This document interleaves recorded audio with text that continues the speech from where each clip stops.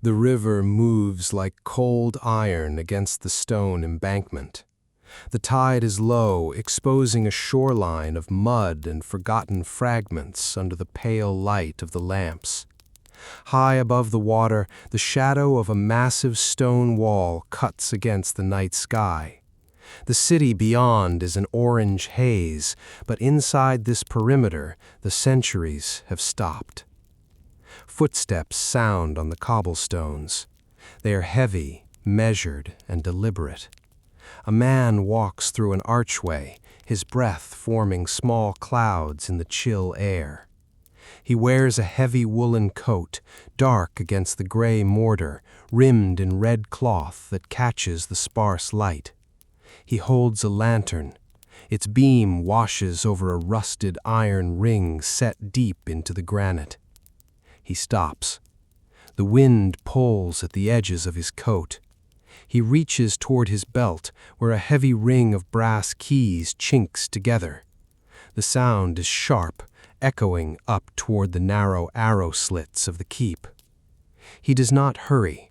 He watches the shadows stretch along the perimeter wall, waiting for the bells across the water to signal the hour. The heavy iron door before him stands shut, the wood scored by time. He raises his hand toward the lock, and the lantern swings slightly in his grip, casting a long, wavering shadow onto the ancient oak. After 22 years of foreign deployments and rigorous military service, a soldier's final post is not a battlefield, but a silent, walled fortress where he must lock himself inside with a legendary flock of birds and the quiet weight of 1,000 years. Tonight, we are walking the cold stone corridors of the Tower of London at night. One Yeoman Warder locked in. There are countless myths about these grounds, and shadows that seem to linger near the river. You would expect this to be a ghost story, built on old superstitions and manufactured dread. Instead, it is something much quieter and perhaps stranger. Every detail you will hear tonight is drawn directly from verified historical and institutional records, detailing the precise reality of a life lived within a medieval perimeter in the modern age. There is no fiction here, and no suspense to keep you awake. We are simply observing a man performing his solemn duty in the dark. He is a Yeoman Warder. By day, the grounds are crowded with thousands of voices and constant movement. But when the gates finally close and the city lights reflect off the black water of the Thames, the fortress empties of strangers. What remains is a small, hidden community sleeping behind heavy stone and a solitary watchman walking the ancient perimeter. We will follow his path from the turning of the heavy locks at dusk, through the silent patrol past cold cells and sleeping ravens, until the slow gray light of dawn finally wakes the stones. Lie back, settle into the quiet. Let the modern world fade away. The night air inside the walls is heavy with the scent of river water and cold stone. The watchman stands in the shadow of the white tower, perfectly still. The fortress around him was built to dominate, constructed from pale cane stone brought across the sea by Norman ships. It is a structure designed to project absolute permanence. Yet the man standing guard at its base is not made of stone. He is a man who has spent a lifetime in motion, only to end up here, anchored in the quiet dark. If you were to look closely at the breast of his dark blue undress uniform, you would see a line of ribbons. Among them is a single specific mark of distinction. It is not a medal for a singular act of sudden bravery, nor a token of a brief campaign. It is a solid silver disc suspended from a ribbon of dark crimson edged in white. This is the Long Service and Good Conduct Medal. It is heavy in the hand, but far heavier in what it represents. This small piece of silver is the concrete evidence of a lifetime given over to discipline. There is no shortcut to wearing this silver disc. You cannot buy it, and you cannot ask for it. It is entirely a product of time. Eligibility requires a minimum of 22 years of British Armed Forces service, the rank of warrant officer, or in exceptional cases, staff sergeant, and the Long Service and Good Conduct Medal. 22 years. It is a simple number on paper, but in the reality of a human life, it is a vast expanse of time. To understand the man standing in the dark, you must understand what those 2 decades demand. It means 22 years of waking before the sun. It means 22 years of lacing up boots in the freezing cold of a barracks or in the suffocating heat of a desert deployment. It means a life measured out in deployments, in packing and unpacking the same green canvas bags, in sleeping on narrow cots in places far from home. You would expect a guard at a historic monument to be an actor, someone hired to wear a costume and recite a script for the benefit of passing crowds. Instead, the man standing here is a veteran whose military career spans nearly a quarter of a century. He is not pretending to be a soldier. He has survived the harshest environments the modern world can offer, only to retire from the noise of the modern military into the profound silence of a medieval keep. The rank of warrant officer is not easily achieved. It requires an individual to be the backbone of their unit, the bridge between the commissioned officers who plan the maneuvers and the young soldiers who execute them. A warrant officer is someone who has seen everything, who knows the regulations by heart, and who possesses an absolute, unshakable sense of order. They are the keepers of standards. When a young recruit's uniform is slightly out of line, it is the warrant officer who notices. When morale dips in the freezing rain of a training exercise, it is the warrant officer who holds the line. For 22 years, this man was a master of the modern machinery of defense. He knows the sharp crack of modern rifles, the heavy vibration of armored vehicles, and the chaotic, static-filled voices over a tactical radio network. He has navigated the complex, high-speed reality of contemporary armed conflict. And now, he stands in a courtyard that was paved before the invention of the engine. The silence here is thick. The skills that kept him alive in the field, the hyper-awareness, the constant scanning of the horizon, are now turned inward, applied to the slow, steady observation of ancient walls. The discipline remains, but the context has shifted entirely. He no longer watches for enemy movement. He watches the shadows stretch across the grass. He listens to the wind shifting the bare branches of the trees. He is part of an unbroken line that stretches back further than the mind can easily comprehend. The uniform he wears, even in its simplified nighttime form, carries the weight of centuries. The Yeoman Warders were formed in 1485 by Henry VII after the Battle of Bosworth. They are the oldest surviving military corps in the United Kingdom. The Battle of Bosworth was the brutal, muddy end to decades of civil war. When Henry VII emerged victorious, the crown placed upon his head was taken from a hawthorn bush on the battlefield.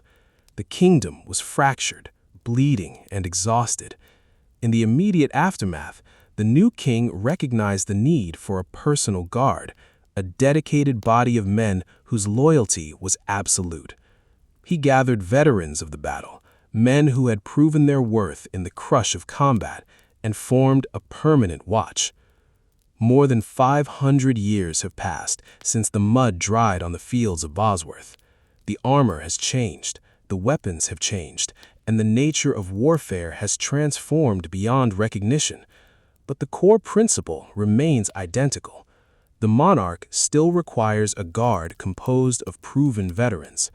The men and women who wear this uniform today are the direct, unbroken continuation of those first soldiers who stood watch over a newly crowned king in 1485.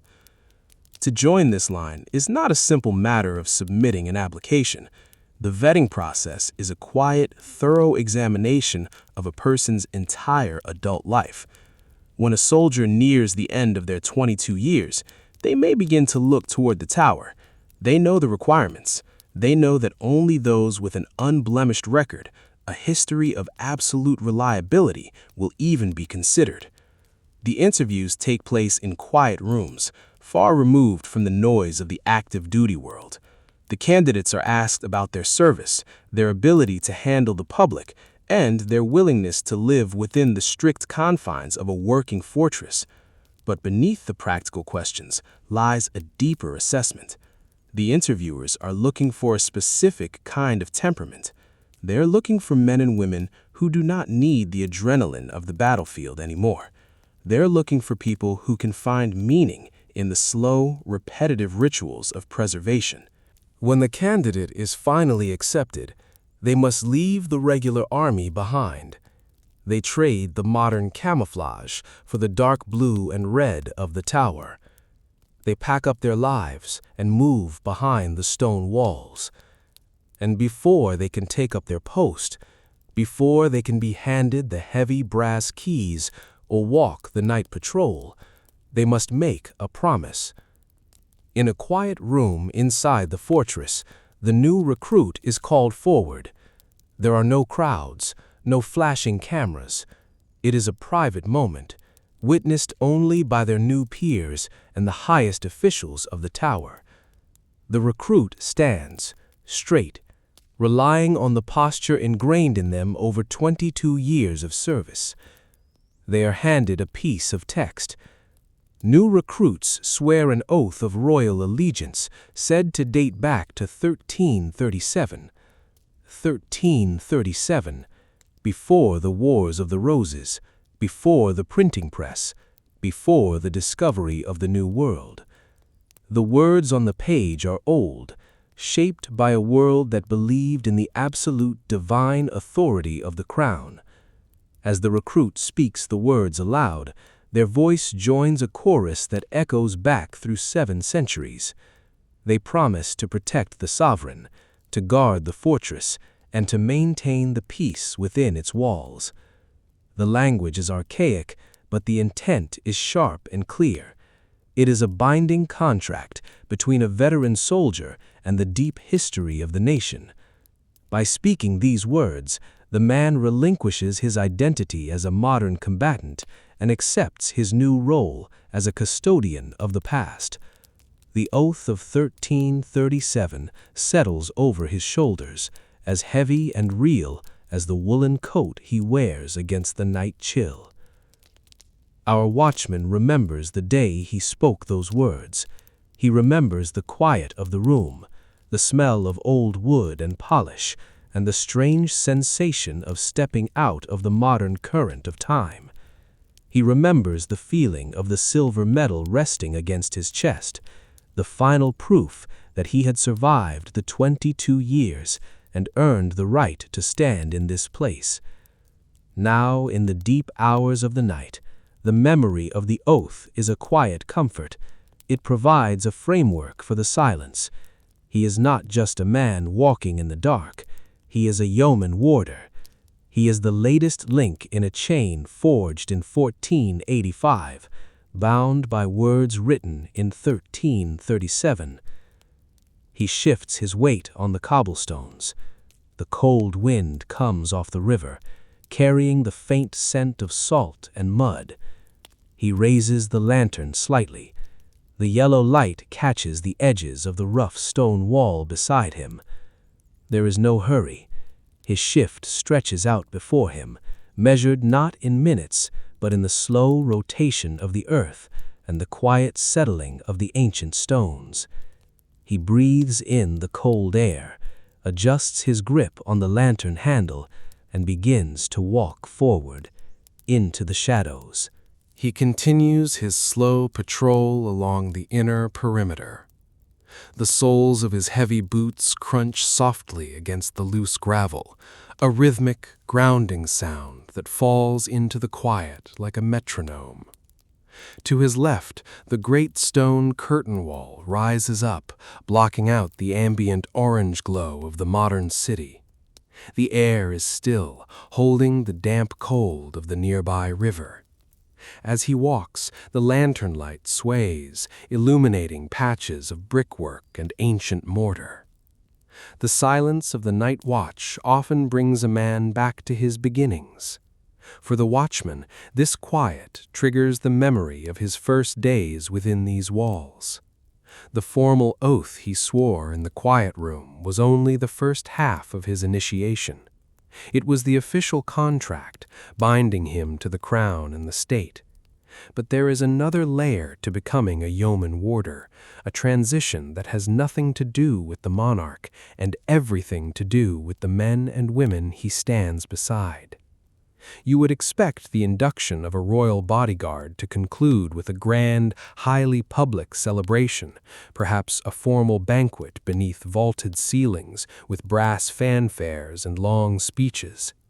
Instead, the true welcome happens in a low-ceilinged, private room built deep into the heavy walls, completely hidden from the eyes of the public. This space is the Yeoman Warders Club. It is a private sanctuary, a room of dark wood, worn leather, and the heavy scent of beeswax polish. When the heavy wooden door closes, shutting out the wind and the damp chill of the courtyard, the atmosphere shifts. The light here is low and warm, casting long shadows across the faces of the assembled veterans. There are no civilians present. There are only those who have completed their 22 years of service, those who have carried the long watch, and those who understand the precise weight of the uniform. On the night of his initiation, our watchman stood in the center of this room. The regular chatter of the club faded. A quiet settled over the space, thick with anticipation and tradition. The chief yeoman warder steps forward. In his hands, he carries an object of immense historical weight. It is not made of gold or silver, nor is it encrusted with jewels from the heavily guarded treasury nearby. It is simple, functional, and deeply worn. It is a large bowl made of pewter. Pewter is a modest metal. It is an alloy, mostly tin, mixed with small amounts of copper and antimony. Unlike silver, which shines with a sharp, brilliant light when polished, pewter possesses a dull, soft luster. It absorbs the light rather than reflecting it. It is also relatively soft. Over the centuries, it takes on the physical memory of its use. This specific bowl has survived within these walls for hundreds of years. The rim is uneven.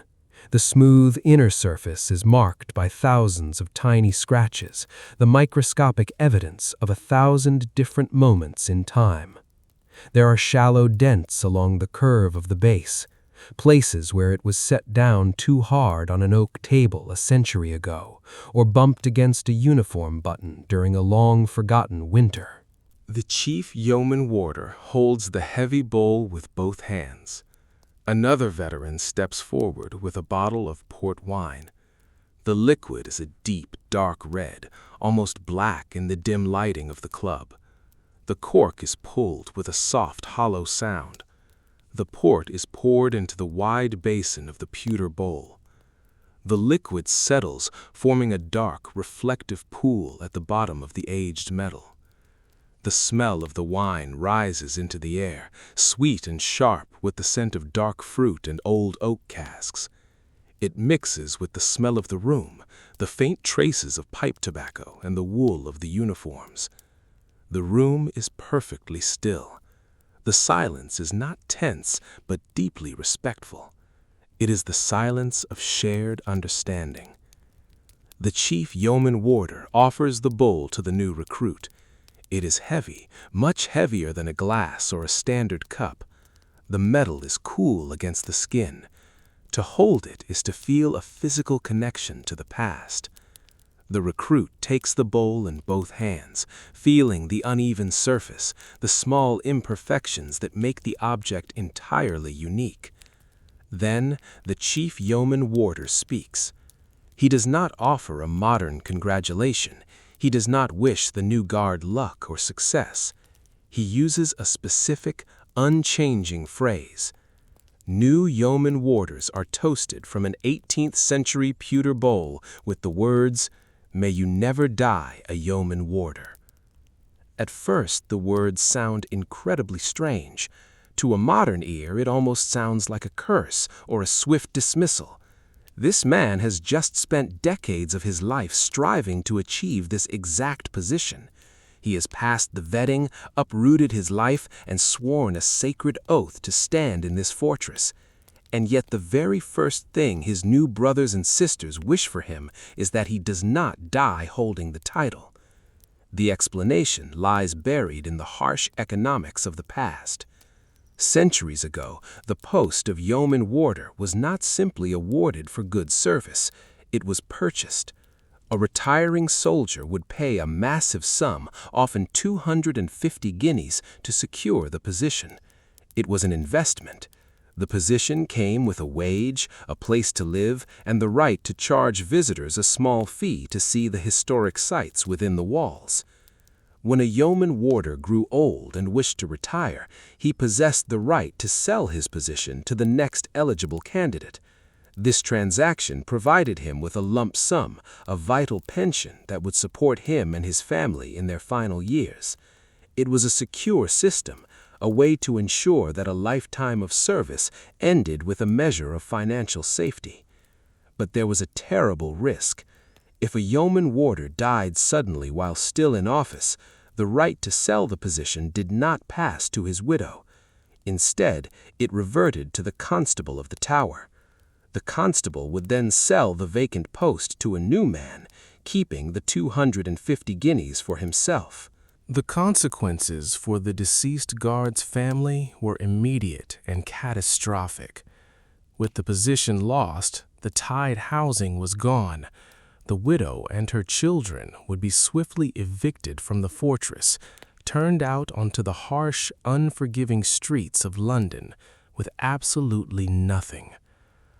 The initial investment was entirely lost, swallowed by the dark mechanics of the institution. Therefore, the toast was born of a desperate practical necessity. When a new man bought his way into the ranks, his peers raised their cups and offered him the greatest blessing they could imagine. They wished him a long life. They wished him a safe, predictable tenure. Above all, they wished that he would live long enough to retire, to sell his post, and to leave the fortress in peace, providing for his family in his old age. May you never die a Yeoman Warder. It is a wish for survival. It is a wish for a peaceful end, far from the cold stones of the perimeter wall. The practice of buying and selling the post was abolished by the Duke of Wellington in the 19th century during his tenure as Constable of the Tower. He established the modern system, declaring that only non-commissioned officers with exemplary records could hold the position, and money would no longer change hands. The terrible financial threat was removed. A widow is no longer cast out onto the cobblestones if the worst should happen, but the words of the toast remain. The fortress does not easily surrender its rituals. The new recruit lifts the 18th century bowl to his lips. The metal is smooth against his mouth. He takes a long draught of the port. It is rich, heavy, and warming against the back of the throat. As he lowers the bowl, the other warders raise their own glasses in silent agreement. The ceremony is complete. The recruit is no longer a guest. He is one of them. He belongs to the long, slow history of the watch. The watchman pauses in his current patrol, shifting the lantern to his other hand. The memory of the warm room and the dark port fades. replaced by the biting cold of the present night. He looks down at his heavy boots, resting on stones that have supported the weight of countless men before him. Those men are gone, retired to the quiet towns of the countryside, their watch ended. He is here, now, in the dark. He adjusts the collar of his coat against the damp wind. The fortress is vast, and the night has barely begun. He turns his face forward, letting the yellow light of his lantern guide him toward the next shadowed archway. The fortress is quiet now. Outside, the wind moves slowly through the dark rigging of vessels anchored on the Thames. But inside the stone, nothing stirs. Close your eyes and let the centuries settle into the dark. Moving within the walls. The watchman leaves the outer perimeter, turning his back to the cold draft of the river. He steps through a heavy stone archway, moving deeper into the center of the fortress. The physical transition is immediate, felt in the body before it is even registered by the eye. Out on the exposed wharfs, the wind off the Thames is a constant physical pressure, carrying the scattered, distant noise of the city across the open water. But the moment he crosses the threshold of the inner ward, that connection to the modern world is severed. The massive, concentric defensive walls act as an absolute acoustic barrier. The sound of the city does not slowly fade, it is instantly shut out, like a heavy wooden door closing on a noisy street. The air here is trapped, still, and surprisingly mild. The sound of his boots changes entirely. Out on the riverwalk, the noise scattered into the open air and was swallowed by the tide. Here, the high walls of the central keep bounce the slow, rhythmic crunch of his footsteps back down to the cobblestones, creating a localized, private rhythm in the dark. As he walks, the architecture around him begins to shift. The brutal, unyielding gray stone of the outer defenses gives way to a different kind of building. There are facades of warm red brick, timber-framed houses with white plaster, and neatly painted wooden doors. The lantern light sweeps across a wide, flat expanse of manicured grass. This is Tower Green. In the daylight, it is surrounded by a low railing observed by thousands of visitors holding maps and cameras. Tonight, it is just a quiet lawn, slick with a fine layer of midnight dew. He walks along the paved path that borders the green. He passes a row of houses built directly into the thick curtain wall. These are the casements. To look at them is to see a strange collision of eras. The foundations are medieval, built for war and defense, but the fronts of the houses feature the neat, symmetrical windows of Georgian architecture. There are small flower boxes resting on the sills. There are heavy brass numbers screwed into the center of thick oak doors. These doors are not modern, hollow-core sheets of wood. They are solid, heavy timber, fitted closely to uneven stone frames designed to repel entirely different threats. In the deep cold of the night, if you stand perfectly still, you can sometimes hear the houses themselves reacting to the drop in temperature. It is a slow, structural sound. The massive oak beams of the timber frames contract slightly in the frost, settling against the brickwork with a low, heavy creak. It is the sound of an ancient building quietly adjusting its weight in its sleep. You would expect a famous historical site to shut down completely at night, to become a hollow, sterile museum of empty corridors waiting in darkness for the morning crowds. Instead, as the lantern light washes over the base of a 13th century wall, it illuminates something entirely ordinary, something sharply domestic. Resting against the rough, centuries-old mortar is a small child's bicycle. Its frame is a bright, modern plastic. A little further down, a pair of rubber rain boots sits neatly beside a welcome mat. This is the hidden reality of the fortress.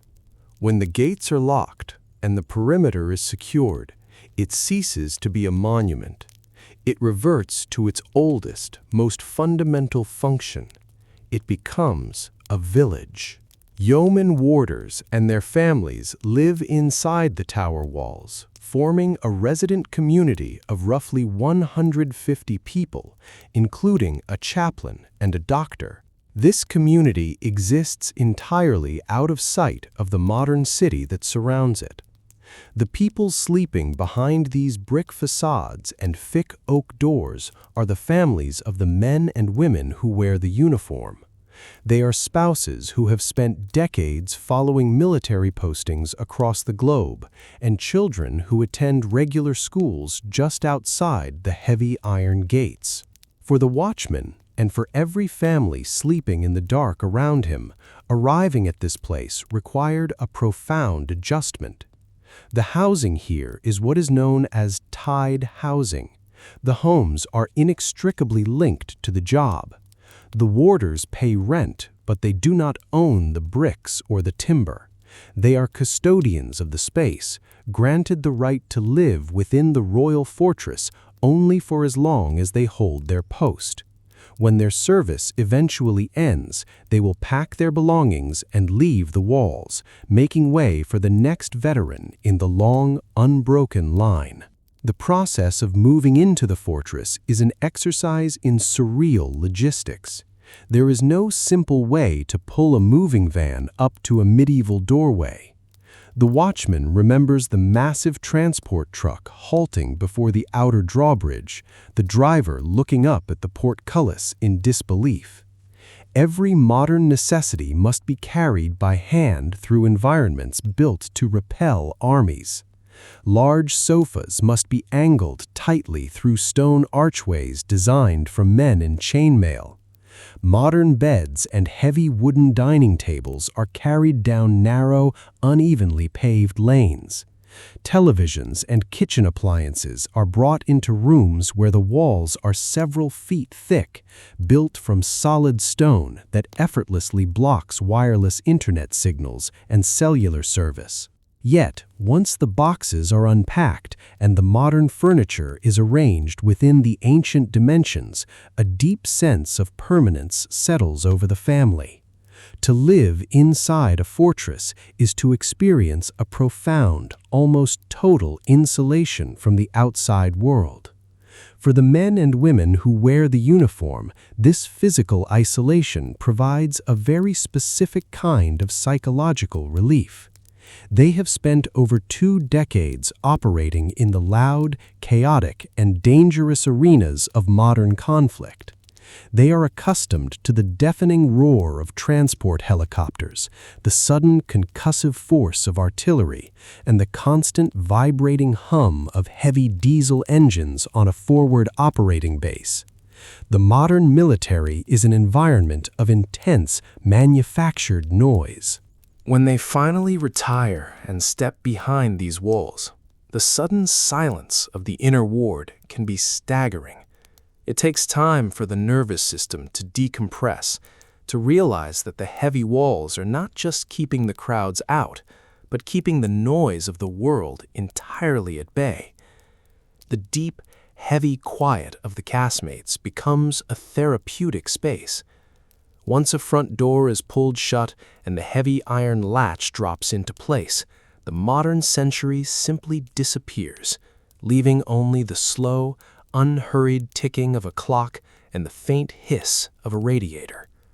The watchman pauses on his patrol, coming to a halt outside a row of these brick-fronted homes. He lowers his lantern slightly, letting the ambient shadow return to the path. There is no light behind the glass of the windows. The village is asleep. Because it is a self-contained community, it requires its own quiet infrastructure. At the end of the green, near the small chapel, are the residences of the 2 civilians who share this enclosed world. The community of roughly 150 people includes a chaplain who tends to the small, historic church of St. Peter ad Vincula and a resident doctor. The presence of the doctor adds a layer of deep security to the village. If a child wakes with a sudden fever at 2 in the morning, or if an aging warder falls ill in the deep hours of the night, there is no need to call an ambulance to navigate the complex security protocols of the outer gates. The doctor is already inside. They live within the same walls, walking the same cobblestones, opening their medical bag in rooms built 500 years ago. It is a level of immediate, localized care that belongs to a much older, smaller world, a village model that has vanished from almost everywhere else in the country. The watchman looks toward the chapel. The structure is dark, its stone walls blending into the night sky. Beneath the floorboards of that small church lie the remains of 3 English queens, executed on the very green he now stands beside. The history of this place is heavy with violence and absolute power. Kings and queens fought, died, and imprisoned one another on this exact patch of earth. Yet as he stands in the dark, the violent history feels remarkably distant. The ground has absorbed it all, neutralizing the chaos of the past into the quiet architecture of the present. The reality of the fortress tonight is not found in the history books. It is found in the slow, regular breathing of the families sleeping just a few feet away. The tower is not a tomb. It is a living, breathing neighborhood, resting in the center of a sleeping city. He turns his head, catching the faint sound of a river barge moving slowly up the Thames, its low engine rumbling far beyond the outer wall. Inside, a floorboard creaks in one of the houses, perhaps someone rising to get a glass of water or checking on a sleeping child. It is a soft, domestic sound, entirely harmless. The watchman adjusts his grip on the heavy brass keys hanging from his belt. He is responsible for the perimeter, but he is also responsible for this quiet. He is guarding the crown jewels, the armories, and the ancient towers, but most importantly, he is guarding the sleep of his friends. He does not rush. He steps away from the edge of the green, his boots returning to the slower, measured pace of the patrol. The small plastic bicycle fades back into the shadows as the lantern light moves on. The rows of dark windows watch him pass. The path ahead narrows, leading away from the domestic center and back toward the cold, imposing structures of state.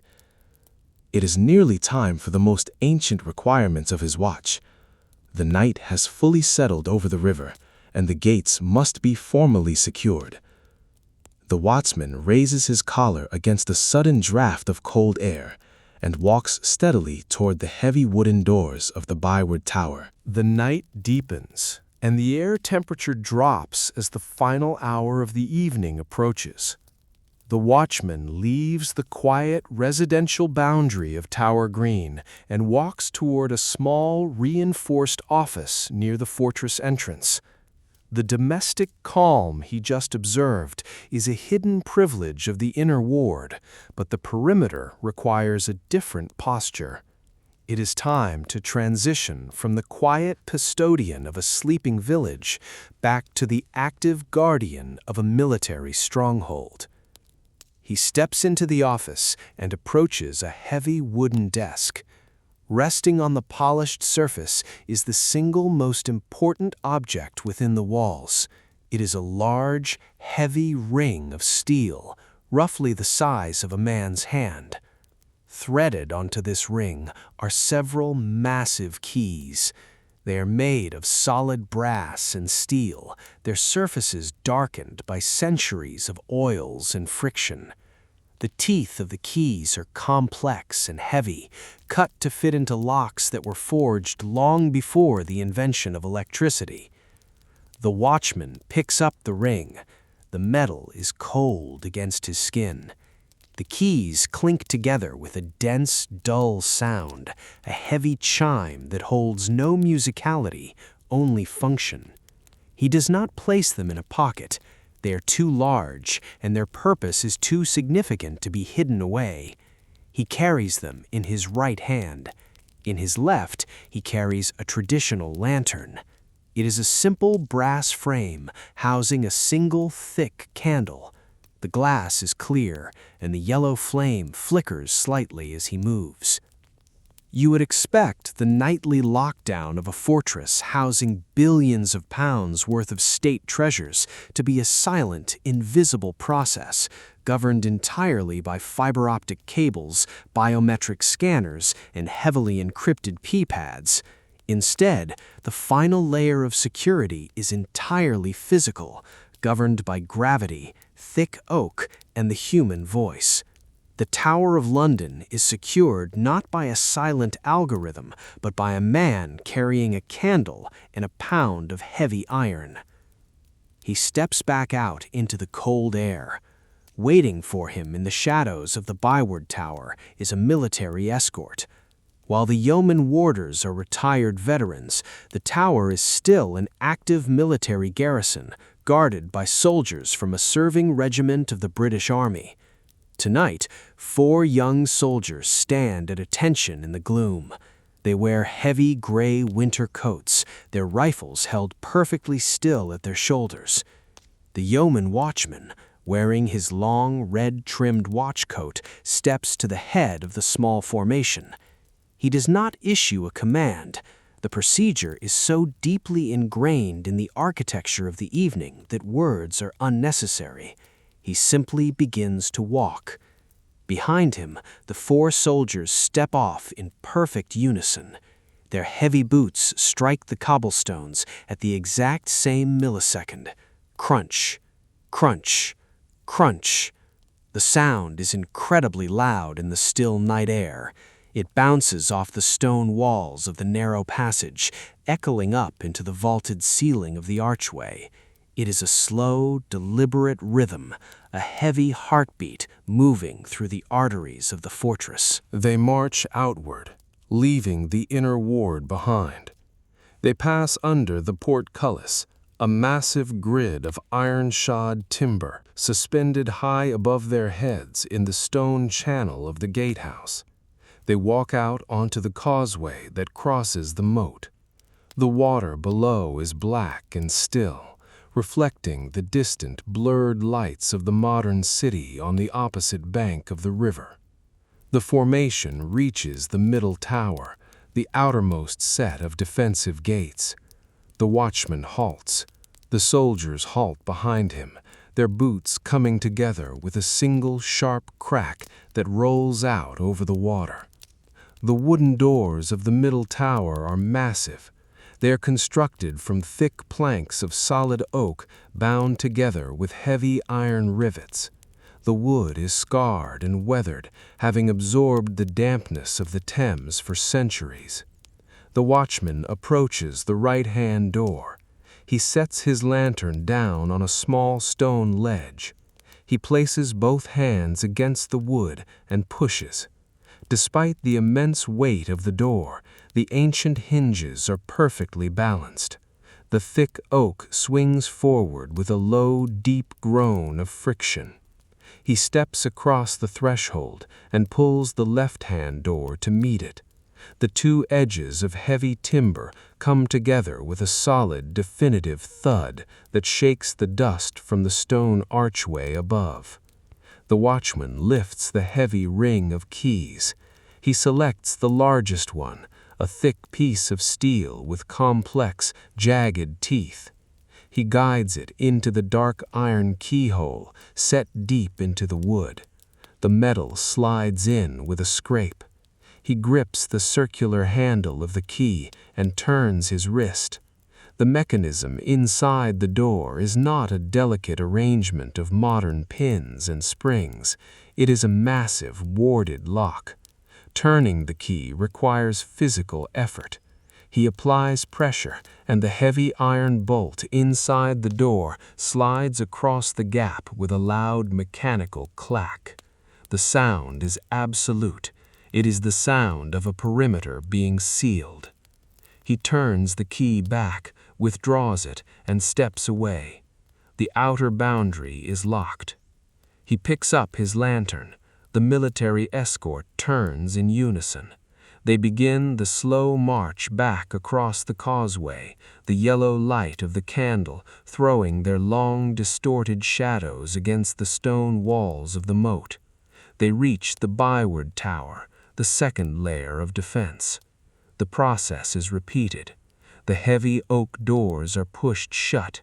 The dull thud of wood meeting wood echoes in the enclosed space. The brass key is inserted. The heavy iron bolt is thrown. Clack. The second lock is secured. The fortress is now physically separated from the surrounding city. The only way in or out is through the solid stone and locked timber. The watchman and his escorts turn inward, facing the dark, sloping path of Water Lane. The cobblestones here are uneven, polished smooth by centuries of foot traffic and rainfall.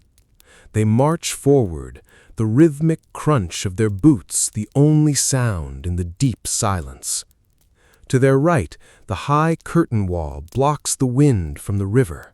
To their left, the massive, imposing structure of the bell tower rises into the night sky, a solid cylinder of pale stone. They approach the bloody tower. This is a deep, vaulted archway that leads directly into the center of the fortress, passing beneath the heavy buildings of the inner ward. The archway is completely submerged in darkness.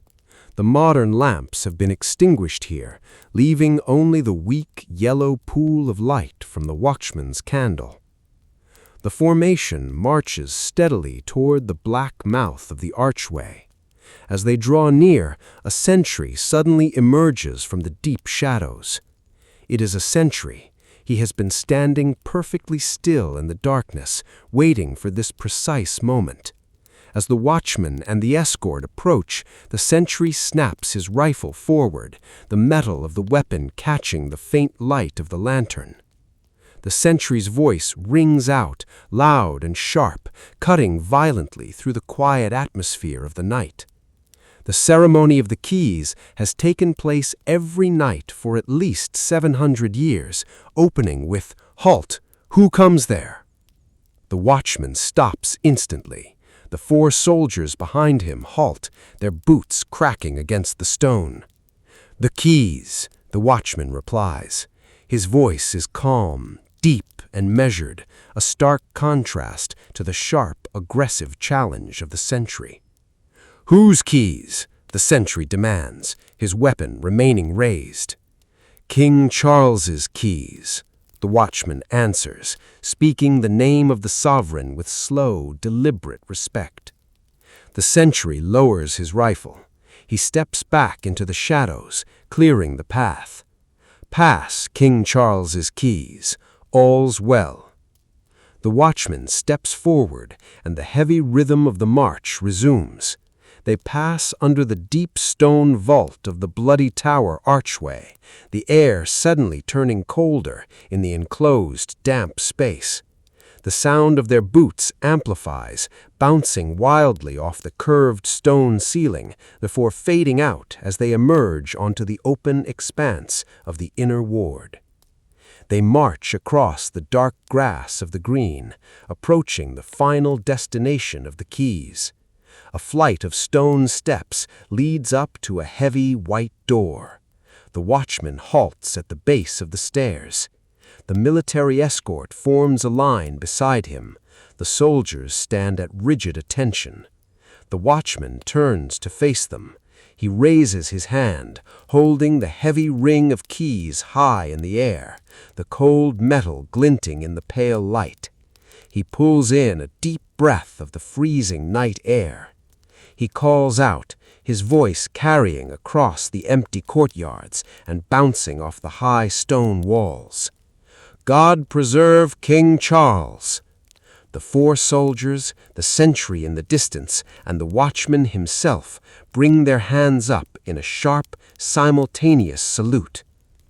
"Amen," they reply in unison. The single word hangs in the air, a final collective agreement before the night truly begins. The watchman lowers his hand. He turns and climbs the stone steps. He unlocks the white door, steps inside the small, secure office, and places the heavy iron keys back onto the polished wooden desk. Outside, a single bugle sounds from the darkness of the green. It is the last post. The notes are clean, mournful, and slow, floating up over the battlements and drifting out toward the river. When the final note fades, the military escort turns and marches away, their boots eventually fading into silence as they return to their barracks. The watchman stands alone in the office. The candle in his lantern continues to burn quietly. The loud voices, the heavy footsteps, and the sharp clash of metal is finished. The fortress is entirely locked. The profound silence that follows the ceremony is heavier, deeper than the quiet that preceded it. It is the silence of absolute enclosure. There is no longer any possibility of entering or leaving. The doors are barred, the bolts are thrown, and the heavy metal keys rest on the desk, immovable until dawn. The watchman unbuttons his heavy red watch coat, replacing it with a simpler dark blue outer layer for the remainder of his patrol. The ceremonial portion of his evening is over, but the watch itself is far from finished. He picks up his lantern once more, he steps out of the office, and pulls the door shut behind him.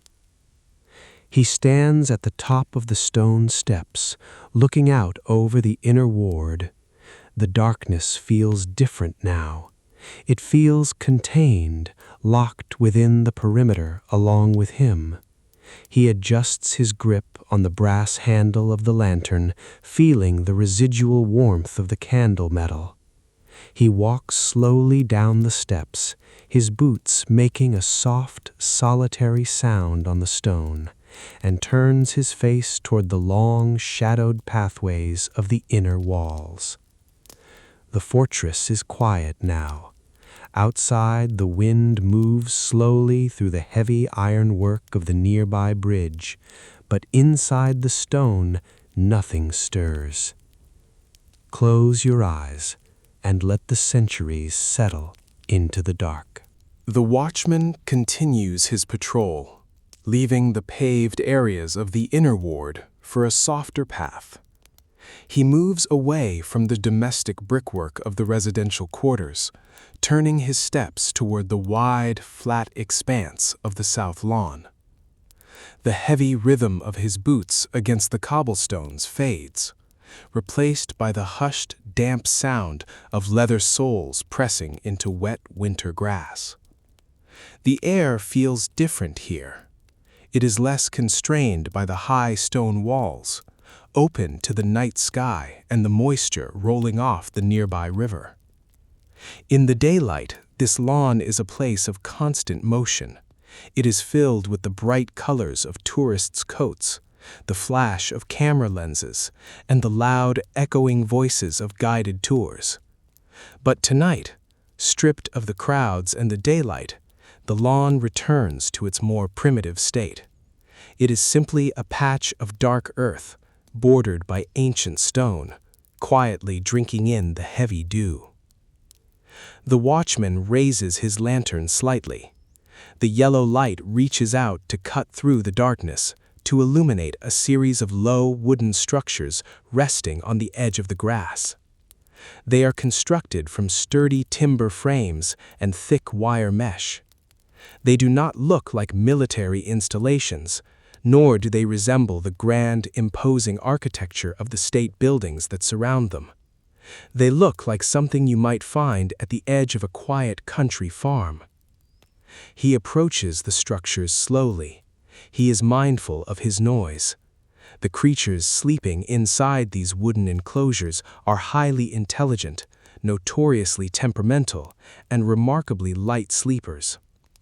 You would expect the ultimate, legendary guardians of an ancient kingdom to be something magnificent and invulnerable, You might expect a sacred relic forged from gold, locked deep inside a subterranean steel vault, or perhaps a secret regiment of heavily armed soldiers standing shoulder to shoulder in the dark. Instead, the final mythical defense of the realm is a small flock of scavenging birds, smelling faintly of raw meat and damp earth, sleeping on wooden perches behind a wall of chicken wire. These are the ravens of the tower. A group of ravens is known, somewhat unfairly, as an unkindness. In reality, they are fiercely loyal to their territory, complex in their social structures, and deeply bonded to the humans who feed them. During the day, they roam the grounds with absolute authority. They are large, confident birds, fully aware of their protected status. They steal food from distracted visitors. They preen their massive black feathers on the rims of historical cannons, and they watch the passing crowds with sharp, calculating eyes.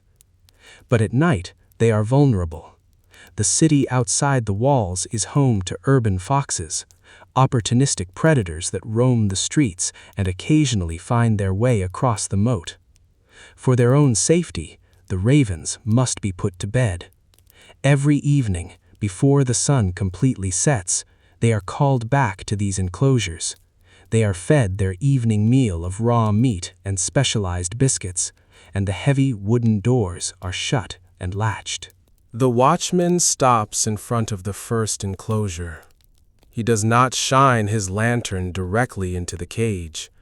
To do so would startle the birds, causing a cascade of loud, aggressive alarm calls that would wake the entire fortress.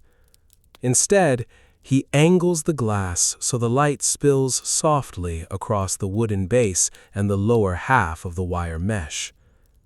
He is looking for physical security.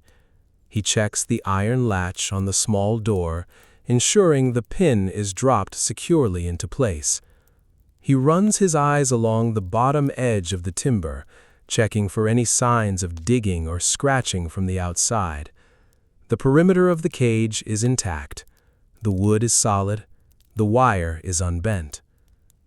Inside the enclosure, the darkness is absolute. But as the watchman stands still, listening closely, he can detect the subtle sounds of life. There is a soft, dry rustle of feathers as a bird shifts its weight on the wooden perch. It is followed by a low, guttural clicking sound deep in the bird's throat, like two hollow pebbles being tapped together. It is not an alarm call. It is the sound of a raven talking in its sleep, a quiet biological function in the dead of night. The legend attached to these birds is perhaps the most famous superstition in the country. Tradition holds that at least 6 ravens must remain at the tower or the kingdom will fall. Currently, 7 are kept. It is a specific, uncompromising rule. The origin of the decree is blurred by time, often attributed to the superstitious nature of King Charles II in the 17th century. Regardless of exactly when the rule was written down, it has been followed with absolute, unbroken dedication ever since. Through civil unrest, through the bombing raids of the 20th century, and through the quiet decades of peace, the ravens have remained. The requirement of 6 is a baseline. The 7th is kept as a spare, a pragmatic, military approach to a mystical problem. Redundancy is the core of defense. If one bird falls ill, or if one manages to outsmart its handlers and fly beyond the river, the baseline of 6 remains unbreached. The kingdom, theoretically, remains secure. Caring for these birds is a massive logistical undertaking. One of the Yeoman Warders is designated as the Raven Master, a highly specialized post that requires a deep understanding of avian behavior and a willingness to work incredibly long hours. The Raven Master knows each bird by name, understands their individual temperaments, and manages their complex diets. Our watchman on patrol tonight is not the Raven Master, but as the sole guardian awake in the dark, he assumes temporary responsibility for their welfare. He moves to the next enclosure, his boots making no sound on the wet grass. He checks the second latch. It is solid and cold to the touch. He pauses again, letting his eyes adjust to the deep shadows within the cage. Ravens are massive birds. When you see them up close, their size is often shocking. They are significantly larger than crows, with thick, powerful beaks designed to tear and break. Their feathers are not simply black. In the right light, they possess an iridescent sheen, flashing with dark purple and deep, oily green. But here, in the meager ambient light of the night, they are simply voids of absolute darkness resting on the wooden beams. As he watches, one of the birds stirs fully. It does not panic, it simply rotates its heavy head. A single dark eye catches a stray reflection from the distant perimeter lights. The eye is sharp, clear, and intensely focused. There is a strange, quiet communion in this moment. The veteran soldier, standing in his heavy coat, looking through the wire at a creature that belongs to a different order of nature. The bird looks back. It possesses a brain capable of solving complex puzzles, mimicking human speech, and remembering individual faces for years. It recognizes the uniform. It recognizes the slow, non-threatening posture of the man holding the lantern. The bird blinks, a slow shudder of a pale eyelid, and tucks its heavy beak back into the feathers of its shoulder. It dismisses the watchman as harmless, returning to its rest. The watchman lets out a slow breath, his exhalation turning to pale mist in the cold air. The interaction is over. A silent exchange of recognition in the dark. He completes his circuit of the enclosures, checking the final latches and scanning the long shadows stretching across the lawn for any sign of movement. The grass is empty. The birds are secure. The 7 living talismans of the state are safely locked away in their wooden boxes. He turns his back on the south lawn. The dampness of the grass has seeped into the edges of his boots. He steps off the soft earth and back onto the hard, unyielding stone of the paved path. The transition is abrupt. The quiet, organic smell of the earth and the birds is immediately replaced by the sharp, metallic scent of cold stone and iron grates. He adjusts the handle of his lantern. He has checked the outer perimeter, and he has checked the physical guardians of the myth. Now his route takes him deeper into the historical core of the fortress. He must walk the narrow lanes where the water meets the stone, down toward the oldest and darkest entry points of the perimeter. He pulls the collar of his coat tighter against his neck. The wind is picking up, channeled through the narrow stone corridors ahead. He begins to walk, the heavy crunch of his boots returning to the night, leaving the unkindness to their sleep in the shadows of the White Tower. The patrol route now descends. The watchman leaves the open, level expanse of the south lawn and turns toward the water wall. The paving stones beneath his boots change, sloping downward at a deliberate angle. This is Water Lane. The heavy, rhythmic crunch of his footsteps slows as he navigates the decline.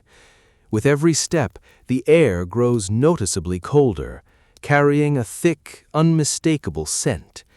It is the smell of the Thames at night, a complex, ancient mixture of cold silt, dark algae, and the faint, brackish salt of the distant sea. He is walking down into a hollow in the architecture, a place where the fortress opens its stone mouth directly to the water. Ahead of him, set deep into the immense thickness of the outer defensive wall, is a massive stone archway. It is entirely swallowed in shadow. The modern security lights do not penetrate this deeply into the lower levels, leaving the space exactly as it would have appeared hundreds of years ago. The watchman approaches the precipice and comes to a halt. He holds his lantern out over the void.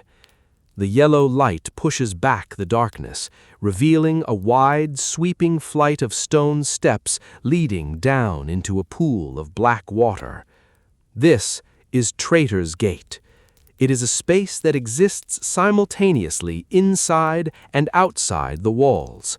It is a liminal threshold, a water gate built directly into the base of St. Thomas's Tower. The water resting at the bottom of the steps is not a stagnant pool. It is an active, breathing extension of the river outside. Because the Thames is a tidal river, the water level within this stone basin rises and falls dramatically twice a day, governed entirely by the pull of the moon.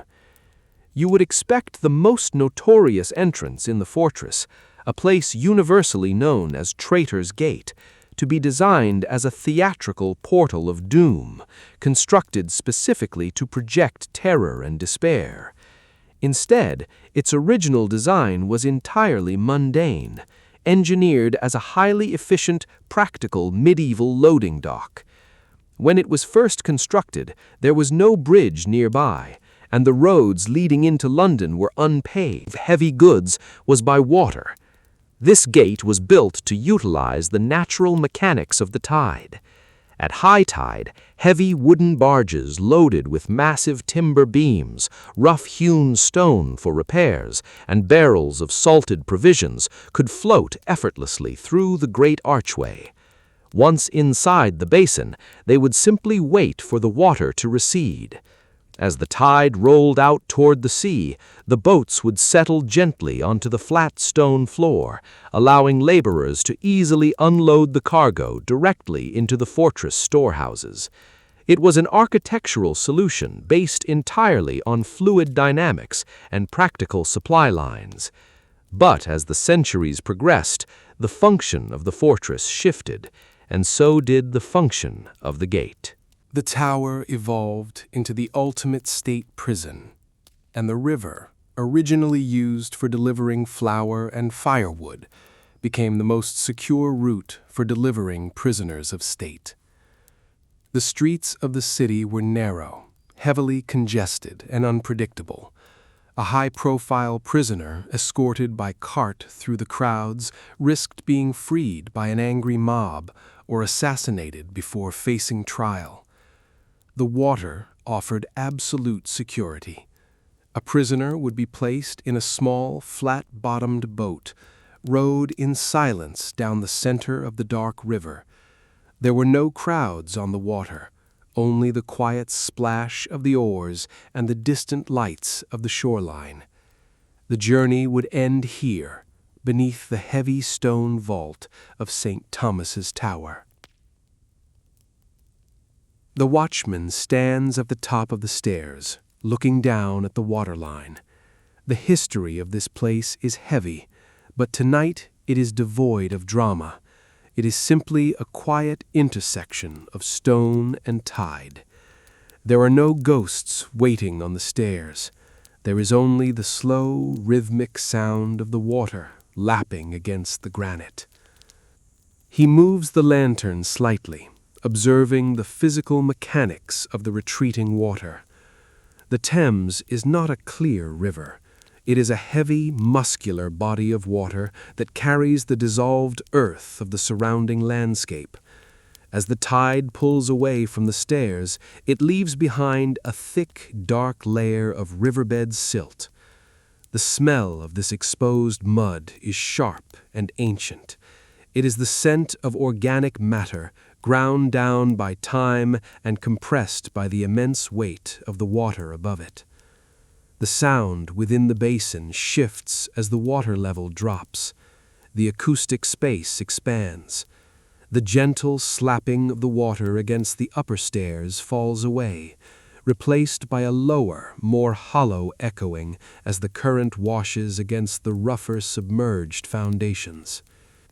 The lantern light catches small, pale shapes clinging to the lower stones. Colonies of sharp, white barnacles are exposed to the night air, their hard calcium shells cemented perfectly to the medieval mortar. They survive the daily drowning and exposure, indifferent to the massive defensive structure they are anchored to. The light distorts across the surface of the black water, stretching out in long, shivering lines of yellow that break and reform with the passing ripples. The pace of the tide is absolute. It cannot be hurried by military commands, and it cannot be delayed by the turning of a brass key. It measures out the night in slow, massive increments of volume and gravity. He shines the lantern across the massive wooden structure that blocks the outer archway. These are the water gates themselves. They are constructed from enormous beams of solid oak, bolted together in a heavy lattice pattern. They do not look like ordinary doors. They are suspended in the water, their lower halves permanently submerged, thick with green river weed and the barnacles he just observed. The heavy iron hinges are rusted from centuries of exposure, but they remain perfectly structurally sound. The wooden slats are designed with gaps, allowing the tidal water to flow freely in and out of the basin, while keeping solid objects, or people, from passing through. As the current of the river shifts outside, the water inside the basin moves against the wooden lattice, creating a low, hollow, gurgling sound. It is a slow, rhythmic exhalation, as if the fortress itself is quietly breathing in the dark. The watchman steps carefully down the first 2 steps. He does not go further. The lower steps are treacherous, coated in that thick, slick layer of river mud left behind by the retreating tide. The stone here is worn smooth, concave in the center from the passage of countless boots over the centuries. He listens to the water. The tide is currently low. He can see the dark waterline marked clearly on the stone walls of the basin, a dark, damp stain reaching several feet above the current surface. Along the walls, heavy iron mooring rings are set deep into the mortar. They are thick and heavily corroded, their oxidized surfaces absorbing the yellow light of the candle. These rings were used to tie off the arriving barges, holding them steady in the shifting currents. To stand in this space is to feel the immense weight of the masonry above. The vaulting of the ceiling is low and heavy, designed to support the massive defensive structures of the tower overhead. The acoustic environment is highly specific. The sound of the city is completely blocked. There are no sirens here, no hum of traffic. There is only the sound of the water, the faint hiss of the wind moving through the wooden lattice, and the slow, steady breathing of the watchman himself. He thinks about the nature of a perimeter. His job is to walk the walls, to ensure that the heavy oak doors are locked and the iron bolts are thrown. He possesses the keys that secure the fortress against the outside world. But this gate represents an immovable limitation. He cannot lock out the river. The Thames answers to nothing within the walls. It operates on an entirely non-human schedule, rising and falling with the gravitational pull of a distant sphere in space. The watchman accepts this boundary. The fortress may dominate the land, but at the bottom of these steps, the architecture simply surrenders to the water. It is a quiet, natural compromise, built directly into the foundation of the state. He feels the chill of the damp air settling into the heavy wool of his coat. It is a pervasive cold, the kind that radiates from the stone rather than blowing in on the wind. He has stood here long enough. The gate is secure, functioning exactly as it has for hundreds of years. There is nothing out of place. He takes a slow step backward, moving up the stairs and away from the mudline. The crunch of his boots against the dry upper paving stones returns, sharp and clear. He turns his back on the black water and the heavy wooden lattice. He walks back up the slope of Water Lane, his lantern swinging in a slow, steady arc. The smell of the river begins to fade, replaced once again by the dry, metallic scent of the upper courtyards. The heavy stone archway of the Watergate recedes into the shadows behind him, returning to its quiet, unbroken dialogue with the tide. The fortress is quiet now. Outside, the wind moves slowly through the black water, washing against the lower steps. But inside the stone, nothing stirs. Close your eyes and let the centuries settle into the dark. The old stones. The watchman leaves the heavy, waterlogged air of the river gate behind him. He walks back up the paved incline of Water Lane, leaning slightly forward against the slope. As he gains elevation, the atmosphere of the fortress undergoes a subtle but distinct change. The damp, metallic smell of the tidal basin is replaced by something far drier. It is the scent of old dust, ancient timber, and centuries of baked limestone. He is moving away from the operational edges of the perimeter and stepping into the deep, historical core of the inner walls. He turns onto a narrow, cobbled path that runs parallel to the western curtain wall. The masonry here is different from the river defenses. It is rougher, older, pieced together with stones of varying sizes and shades of gray. The mortar between the blocks is thick and deeply recessed, worn away by hundreds of years of wind and freezing rain. The lantern light washes over the uneven surface, throwing long, jagged shadows across the path. His boots find a steady, unhurried rhythm on the stones. He is walking toward one of the massive stone towers built directly into the defensive wall. Tonight, it sits entirely in darkness, a heavy cylinder of masonry pressing down into the earth. There are no modern security lights affixed to its exterior. It exists in the same visual state as it did when it was first constructed, a dark interruption against the faint, ambient glow of the night sky. He arrives at the base of the tower and halts. Set into the curving stone wall is a narrow, heavy doorway. The door is made of thick, vertical planks of oak, studded with square-headed iron nails. The watchman shifts his lantern to his left hand, freeing his right to reach for the heavy iron ring that serves as a handle. He turns the ring. The internal latch lifts with a dull, metallic click. He pushes against the wood. The door does not easily swing. It requires the sustained push of his shoulder, groaning low and deep on its massive iron hinges as it opens inward. He steps across the threshold. The temperature drops immediately. The air inside the tower is trapped, insulated from the outside world by stone walls that are in some places more than 10 feet thick. It is a still, heavy cold that seems to radiate directly from the architecture itself. Before him lies a spiral staircase. It is tight and steep, curling upward into the absolute blackness of the tower. The steps are made of solid stone blocks, but they are no longer flat. Centuries of ascending and descending boots have worn deep, smooth depressions into the center of each step. The watchman begins to climb. The space is so narrow that his shoulders nearly brush the curving walls on either side. He must place his boots carefully, finding the outer, flatter edges of the stone to maintain his balance. The sound of his ascent is amplified in the tight vertical shaft.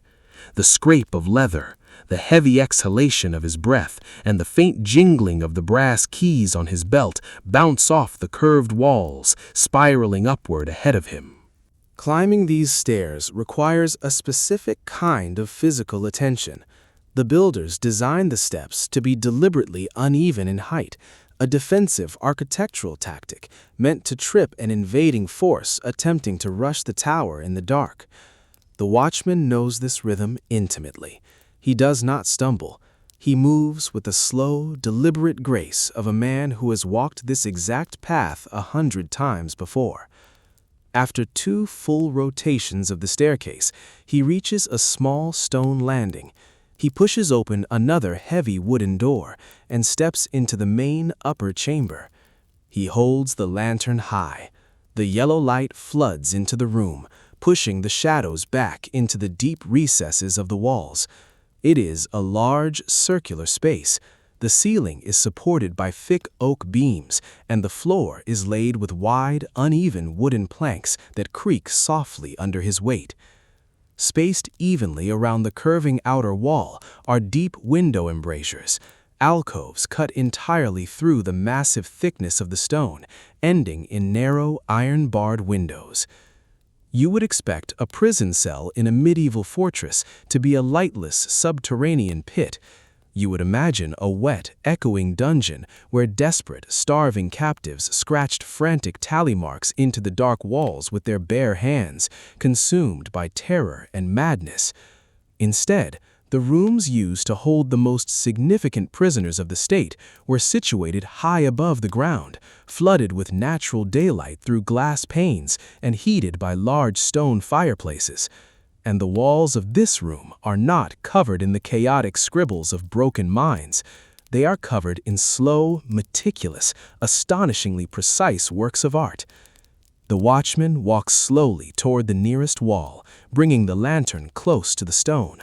The entire surface of the room is carved. From the floorboards up to the height of a man's reach, the pale limestone is heavily inscribed. There are elaborate heraldic shields, bordered by perfectly geometric borders. There are deep, 3-dimensional carvings of oak leaves, rose petals, and trailing vines. There are animals, bears, lions, and falcons, rendered with careful anatomical precision. And there are words, blocks of text carved in elegant, unhurried script, offering quiet philosophical statements about patience, time, and the turning wheel of fortune. These are not the frantic scratches of men in a panic. They are the deliberate, measured projects of people who had something far more difficult to navigate than torture. They had time. The watchman moves his light across a particularly massive carving near the fireplace. It is an intricate crest, featuring a complex arrangement of flowers and a bear standing upright. He steps closer, bringing the glass of the lantern within inches of the wall. At this proximity, the true geography of the carving reveals itself. The grooves in the stone are incredibly deep, some plunging nearly an inch into the solid limestone. As the yellow light shifts across the surface, it pools inside these deep channels, creating sharp black shadows that make the bear appear push outward from the wall. To create a channel this deep requires a microscopic, punishing level of repetition. You must imagine the physical reality of the tool.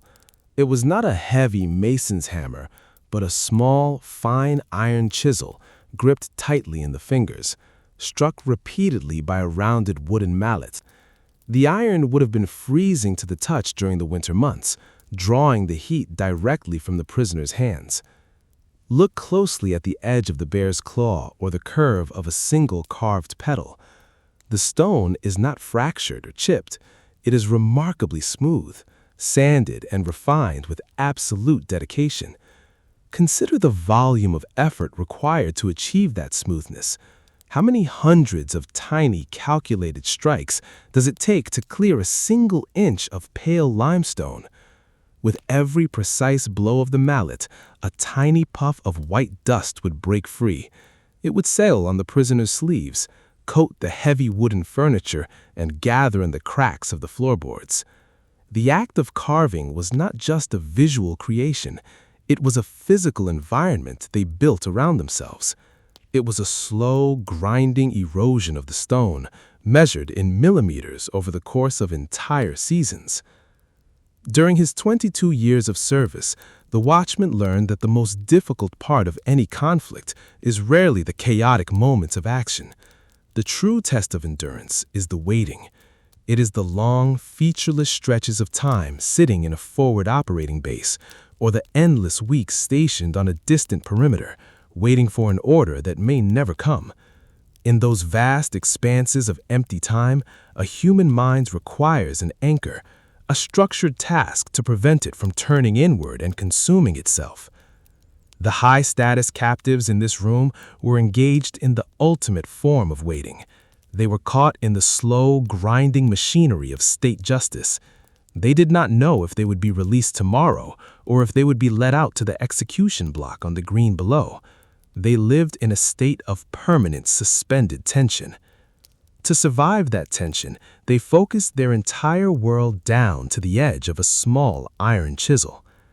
The watchman imagines the quiet atmosphere of the room centuries ago. He pictures a man standing exactly where he is standing now, the sunlight slanting through the narrow window, highlighting a blank patch of stone. He imagines the sharp metallic sound of the mallet striking the chisel, the slow, rhythmic tapping echoing in the circular room.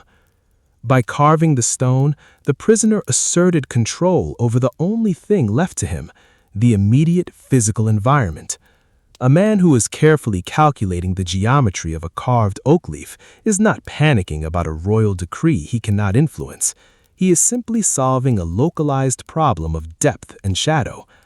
The act of carving became a daily ritual, a way to measure the passing of empty days, transforming the agonizing weight of time into a physical object that would outlast the uncertainty of the present. They carved their names, their family crests, and their deeply held beliefs into the architecture of their cage. It was a calm, calculated refusal to be erased. The watchman steps back, letting the lantern light spread wider across the tapestry of carved stone. The sheer volume of the work is staggering. It is a quiet, heavy monument to human endurance. There is no horror in this room. There is only the massive, undeniable weight of patience. He turns away from the inscribed walls and walks toward one of the deep window embrasures. The stone channel is narrow, cutting through several feet of masonry before ending in a heavy grid of rusted iron bars. He steps into the alcove, resting his free hand against the cold iron, and looks out into the night. From this high vantage point, he can see the interior of the fortress spread out below him. The paved walkways are empty, slick with the midnight moisture. The roofs of the domestic housing on Tower Green are dark silhouettes against the sky. The sleeping ravens, the locked gates, and the silent chapels all rest undisturbed under the quiet watch of the night. The view from this window has not changed substantially in hundreds of years. The men who carved the stones behind him would have looked out through these exact same iron bars, watching the guards of their own era walking the perimeter in the dark.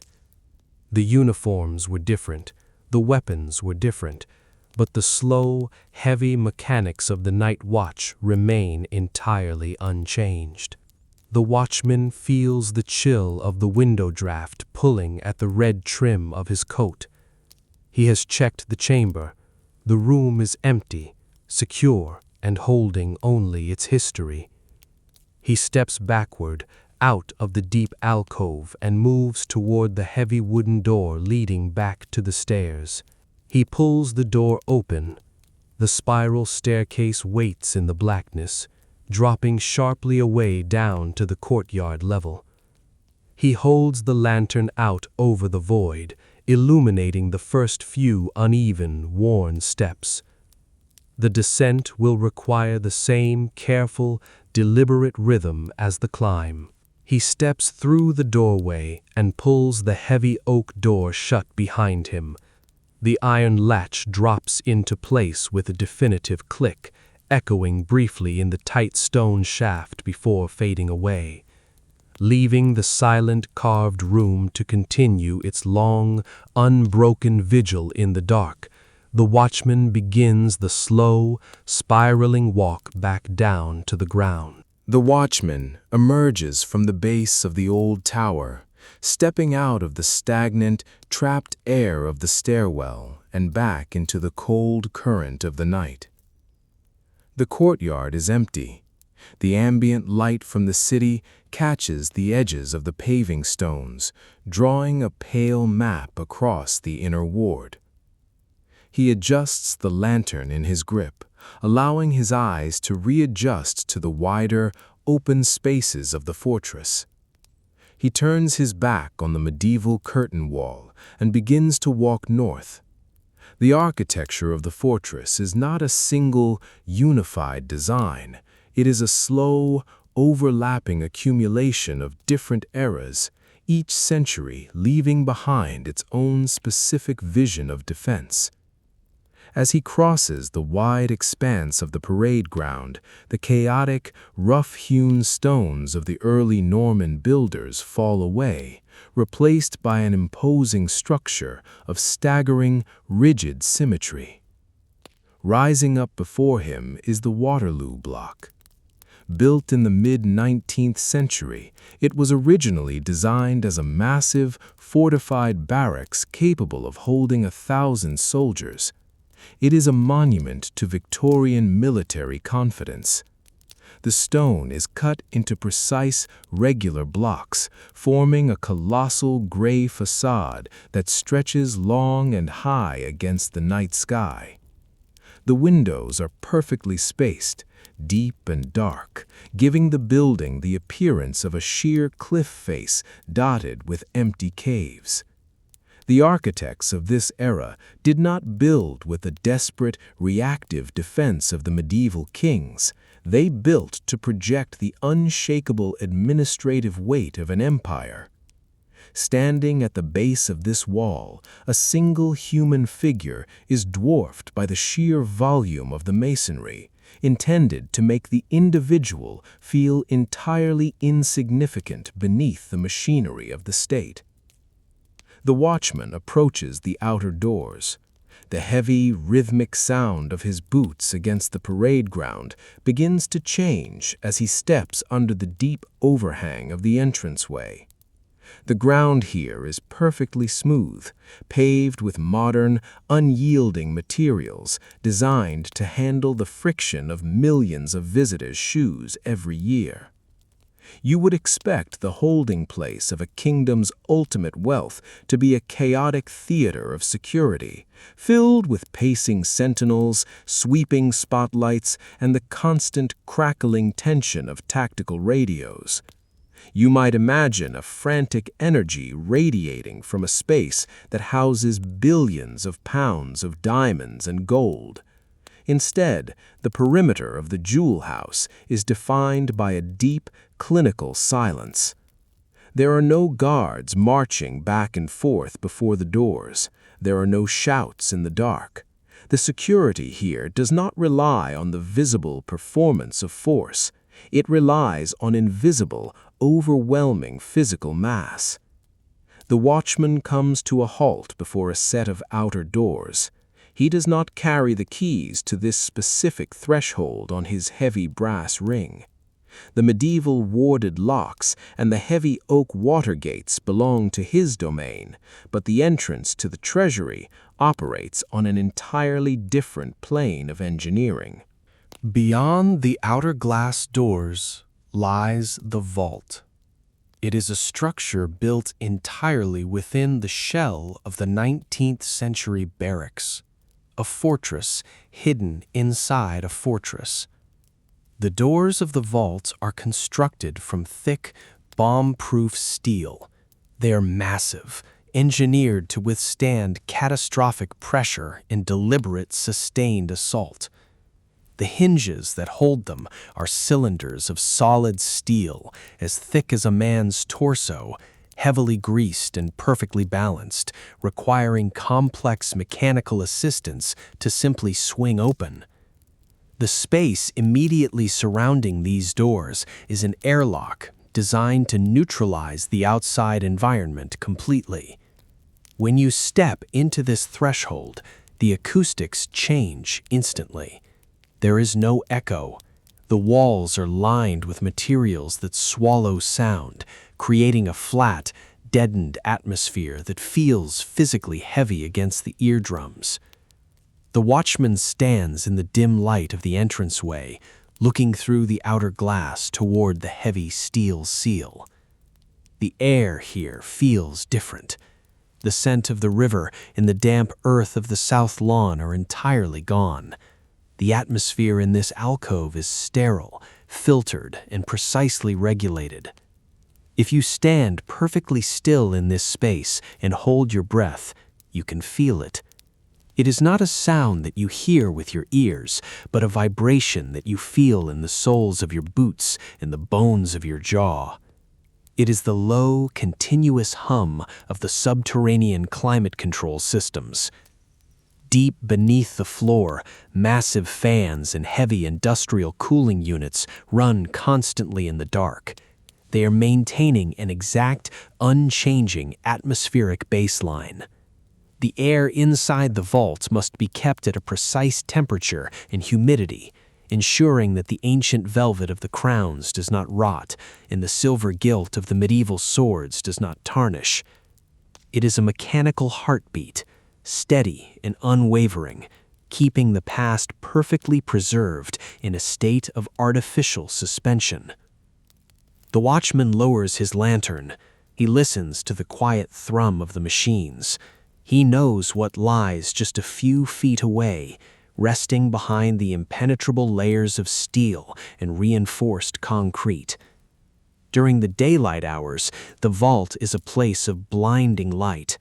High-intensity display cases illuminate the jewels from every angle, designed to maximize the refraction of light through the diamonds, rubies, and sapphires. The objects are displayed as symbols of absolute, unapproachable power. The crowds file past on slow-moving conveyor belts, bathed in the brilliant, manufactured glare, looking at objects that have shaped the borders of nations. But at night, when the heavy steel doors are sealed and the final engineer turns off the display switches, the reality of the vault shifts entirely. The lights go out. In the pitch black of the sealed room, the crown jewels cease to be symbols of empire. They revert to their most basic physical state. Without light to catch the facets of the Cullinan diamonds, the stones do not shine. They are stripped of their political meaning and return to the realm of deep geological time. These diamonds were born hundreds of miles beneath the Earth's crust, forged from pure carbon under unimaginable tectonic pressure and volcanic heat millions of years before the first human walked the surface. Now, after being excavated, cut, and polished, they rest in absolute darkness once again, sitting utterly inert on soft velvet blocks within a concrete bunker. Microscopic particles of undisturbed dust settle silently on the cold gold of St. Edward's crown, a heavy ring of metal that causes physical pain to the monarch who wears it, now entirely useless and unseen in the void. The watchman finds a profound peace in this concept. He has spent his life moving through a world driven by human conflict, often dictated by the pursuit of wealth, resources, and power. Yet here, the ultimate prize, the concentrated wealth of an entire history, sits in a dark room, completely silent and entirely useless. In the dark, a diamond is just a rock. In the dark, a crown is just a heavy ring of cold metal. He runs his eyes along the seals of the outer door. Everything is exactly as it should be. The red indicator lights of the internal security systems glow faintly, small, unblinking eyes reflecting off the polished floor. He thinks about the men and women who have worn the objects resting inside. He thinks of the coronation ceremonies, the heavy silk robes, the blinding flash of cameras, and the crushing weight of public expectation. It is a life of constant visibility, a role played out on an endless, brightly lit stage. The objects in the vault are the props of that immense theater. The watchman, standing in the shadows of the overhang, occupies the extreme opposite end of that spectrum. He wears a uniform, but it is not meant to draw the eye. It is meant to blend into the night. His role is not to be seen, but to observe. He does not hold power, he merely maintains the quiet boundary around it. He shifts his weight, the leather of his boots creaking softly against the floor. He looks down at his own chest, where the small silver disc of his long service medal rests against the dark blue wool of his coat. It contains only a fraction of an ounce of precious metal. It could not buy a fraction of a millimeter of the diamonds resting inside the steel room. Yet, to the man wearing it, the silver disc is infinitely heavier than St. Edward's crown. It represents 22 years of rising before dawn. It represents the freezing rain of winter deployments, the heat of the desert, the quiet camaraderie of the barracks, and the unshakable discipline required to simply stand fast and hold the line. It is a wealth built entirely of time and memory, objects that cannot be stolen and do not require a steel vault to protect them. He steps back from the glass doors. The quiet, low-frequency hum of the climate control systems continues to vibrate through the stone. It is a soothing, continuous drone, white noise against the silence of the wider fortress. The jewels are safe. The mechanical lungs of the building are breathing steadily. The perimeter holds. He turns away from the entrance of the jewel house. The lantern swings forward, pushing a gentle arc of yellow light across the dark expanse of the parade ground. He pulls the heavy collar of his coat up around his neck, preparing to re-enter the colder, less insulated air of the open ward. He walks slowly, his boots returning to their steady, rhythmic crunch on the ancient stones. He leaves the massive gray cliff face of the Waterloo block behind him, walking back toward the center of the fortress, where the grass is wet with dew and the oldest stones wait patiently for the morning. The fortress is quiet now. Outside, the wind moves slowly through the high steel cranes of the distant docks, but inside the stone, nothing stirs. Close your eyes and let the centuries settle into the dark. The watchman leaves the wide paved expanse of the parade ground behind. The sheer, unyielding cliff of the Waterloo block fades into the ambient dark as he turns his back on the state treasury. He adjusts the brass handle of his lantern, allowing the yellow light to guide him down a much narrower lane. The transition is immediate. The monumental architecture of empire and absolute power gives way to a scale that is entirely human. The heavy crunch of his boots softens as the path changes from the broad, polished stones of the visitor routes to the uneven, quiet cobblestones of the residential quarters. He is walking into the hidden domestic heart of the perimeter. This is a network of back lanes and small courtyards that the daytime crowds rarely notice, a place where the fortress ceases to be a monument and functions simply as a neighborhood. In the pale, shifting light of the lantern, a distinct shape emerges from the shadows. It sits flush against the base of a 13th-century wall, near the corner of a brick-fronted row house. It is a cylindrical, heavy, and cast from solid iron. Even in the deep monochrome of the night watch, the thick enamel of its deep red paint is visible against the weathered gray mortar behind it. It is a standard Royal Mail pillar box. You would expect the communications leaving a heavily fortified, active military installation to be strictly managed, carried by armed couriers and locked briefcases, or transmitted entirely through encrypted subterranean cables. Instead, the daily correspondence of this ancient perimeter is dropped into a simple iron slot, to be collected by a civilian postal worker in a high-visibility jacket, just like in any other quiet village in the country. The watchman pauses beside the heavy red cylinder. He rests his gloved hand briefly on the domed top. The iron is freezing cold. Inside this box, waiting in the dark for the morning collection, are the quiet proofs of ordinary life. There are no state secrets resting in the canvas bag within. There are no royal decrees or declarations of war. There are only the mundane, deeply human anchors of a resident community. There are water bills, birthday cards addressed to grandchildren living in the north of the country, and mail-order catalogs. This simple cast iron box is a bridge. It connects the men and women who have retreated behind the thick stone walls back to the rhythmic, unremarkable flow of the civilian world.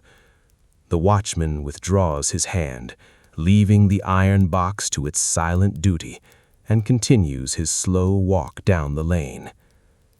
As he moves deeper into the residential boundary, the physical environment softens. The military imperative of clear firing lines and unobstructed defensive positions is gently subverted by the residents who live here. The lantern light sweeps across small, fiercely protected patches of cultivated earth. These are the private gardens of the Yeoman Warders. They are tucked into the irregular angles of the medieval walls, filling the small voids between the heavy defensive towers. In the dead of winter, the soil is dark and dormant, resting beneath a heavy layer of frost, but the structure of domestic care is still visible. There are wooden trellises leaning against the ancient stone, waiting for the climbing roses of spring. There are small terracotta pots lined up neatly on the edges of the paved walkways, and the faint, earthy scent of damp potting soil mixing with the metallic chill of the river air. To cultivate a garden inside a fortress is a quiet act of rebellion against the architecture. The tower was built to project hard, unyielding force.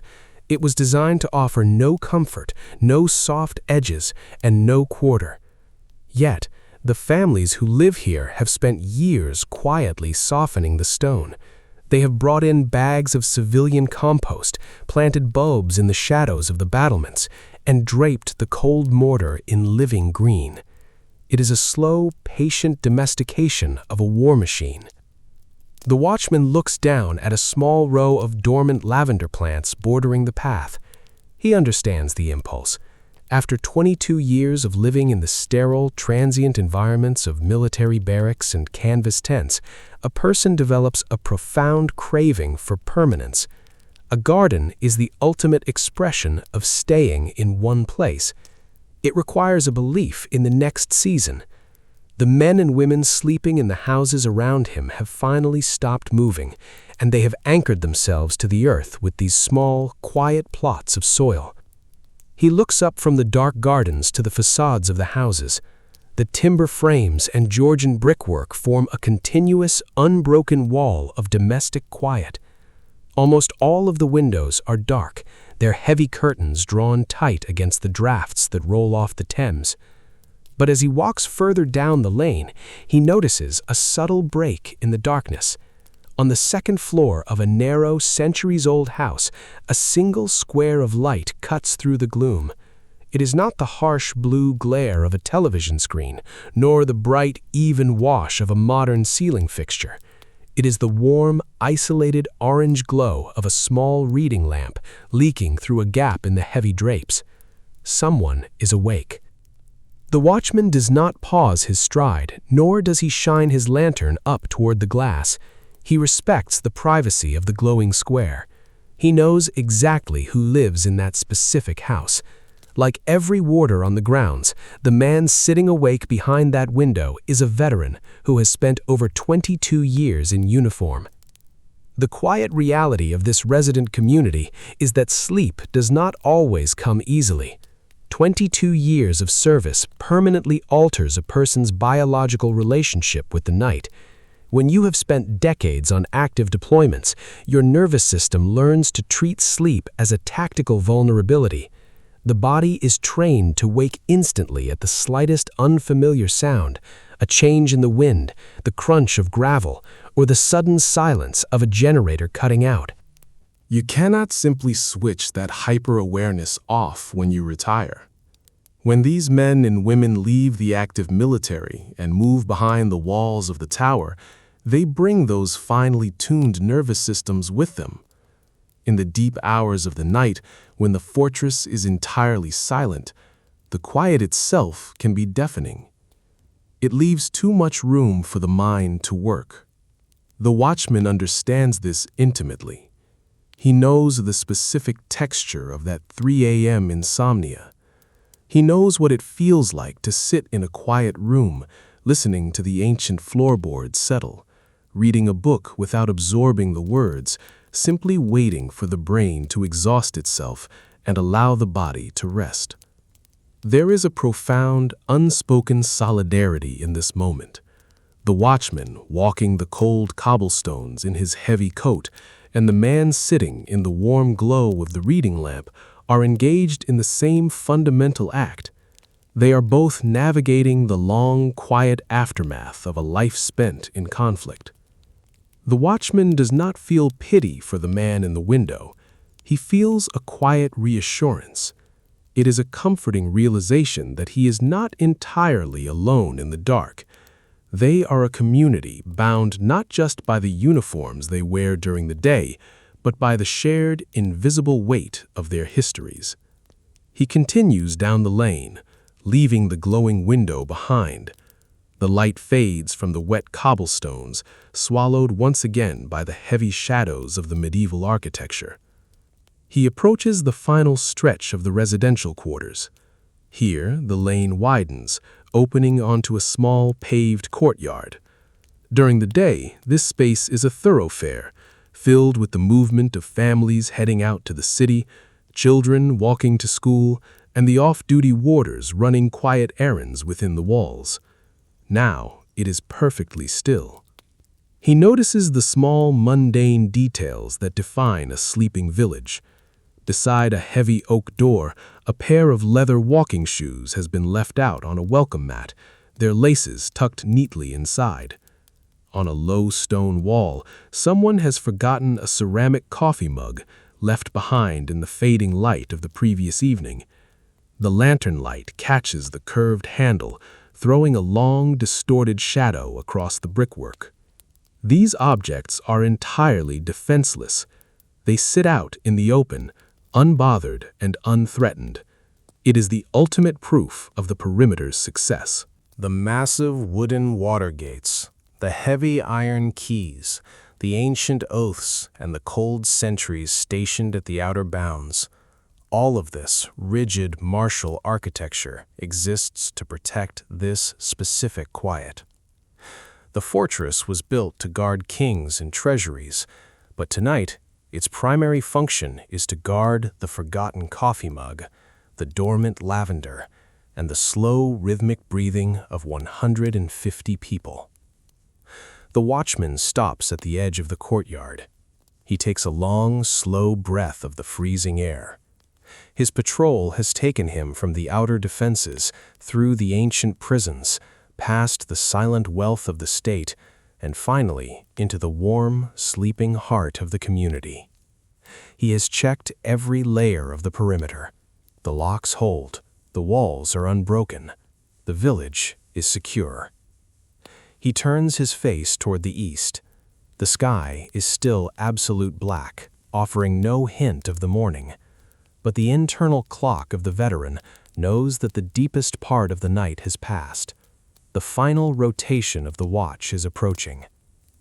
He shifts the heavy ring of brass keys on his belt, ensuring they rest securely against the thick wool of his coat. He lifts the lantern, casting the beam forward onto the empty path leading back towards the white tower. The domestic warmth of the residential lane falls away behind him as he steps back onto the cold, unyielding stone of the main thoroughfare, beginning the slow, final march towards the dawn. The final phase of the night watch does not begin with the arrival of light.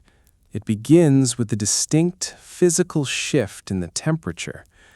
There is an hour, typically arriving just after 4 in the morning, when the night reaches its absolute freezing depth. The residual warmth of the previous day has long since bled out of the ancient stones.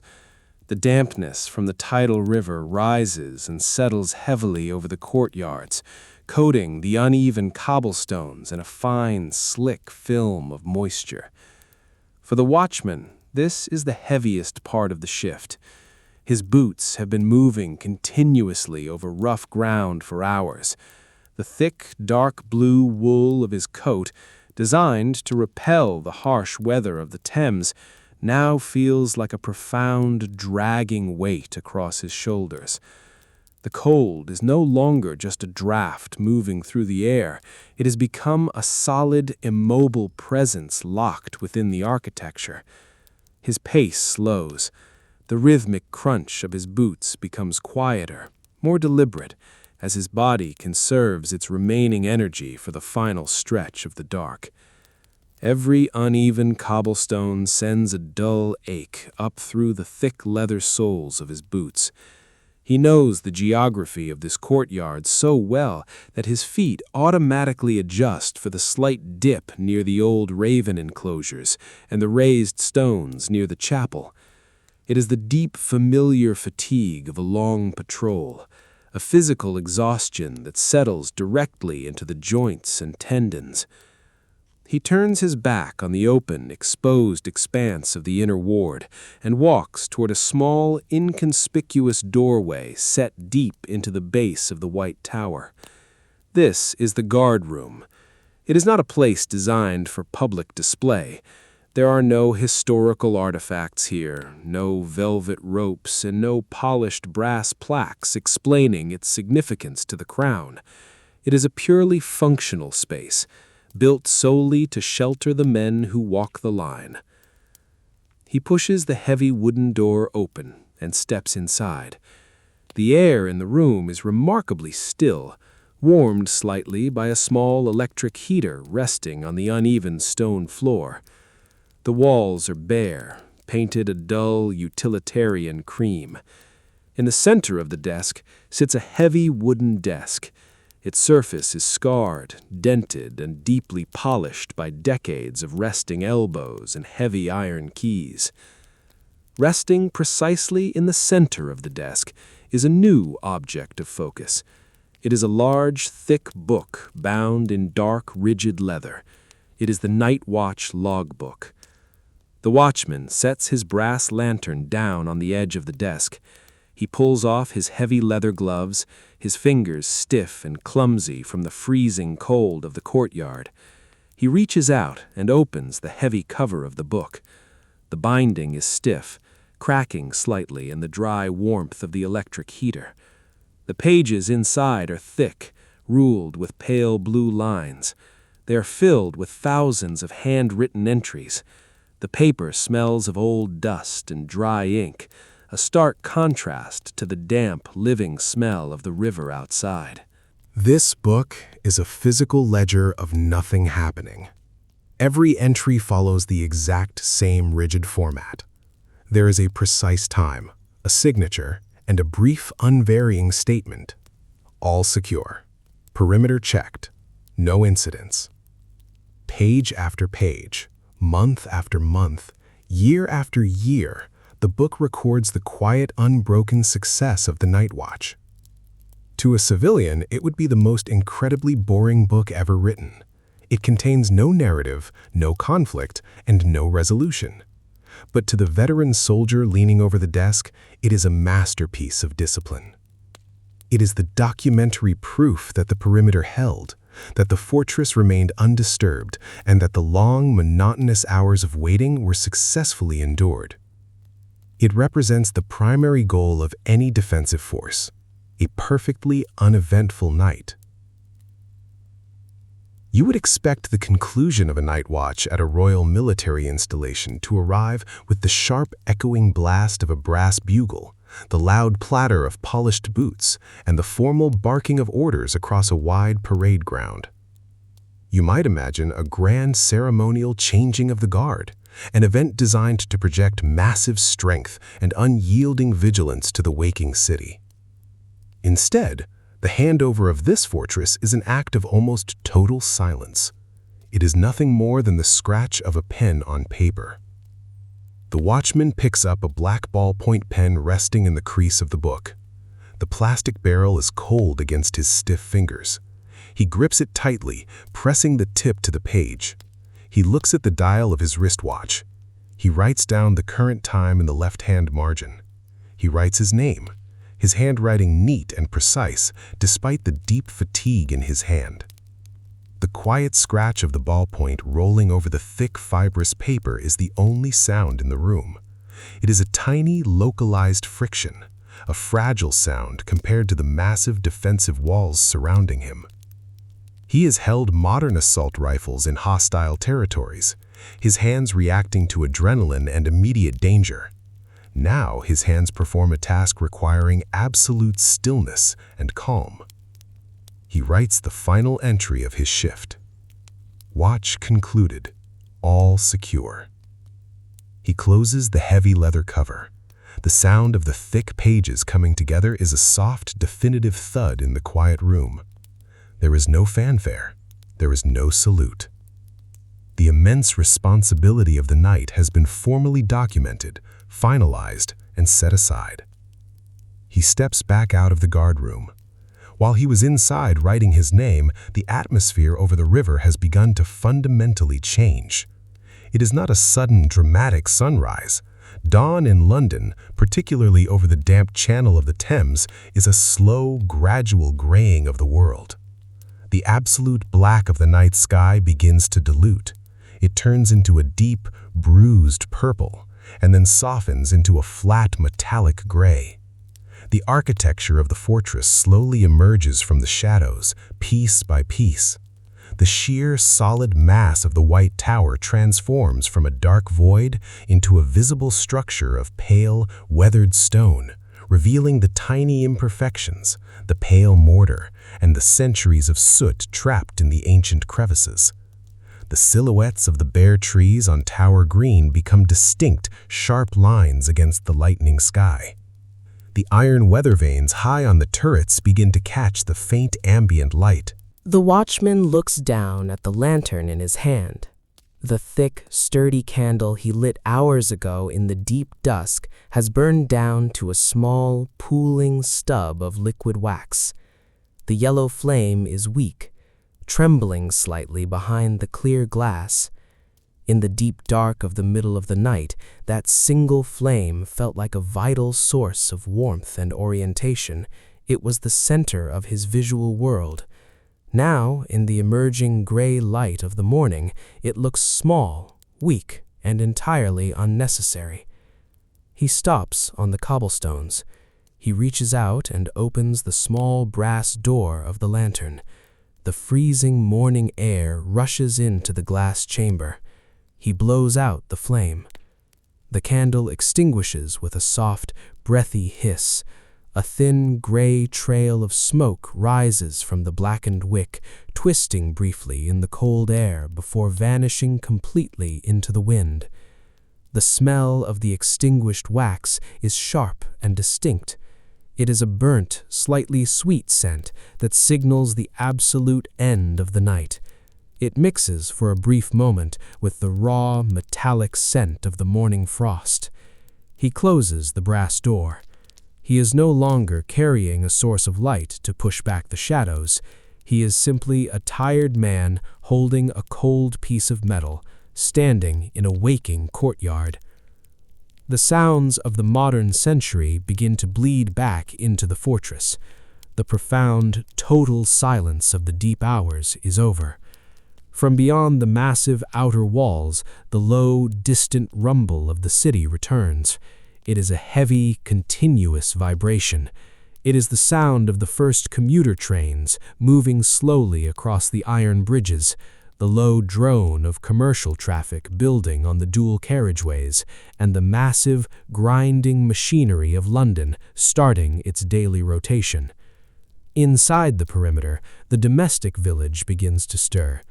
In the casemates, another window lights up. It is not the solitary, warm orange glow of an insomniac's reading lamp. It is the harsh, clear, practical light of a modern kitchen. A heavy wooden door opens down the lane, and a figure steps out onto the wet grass of Tower Green, wrapped in a thick civilian coat, walking a small dog in the quiet morning air. Over on the south lawn, the unkindness is awake.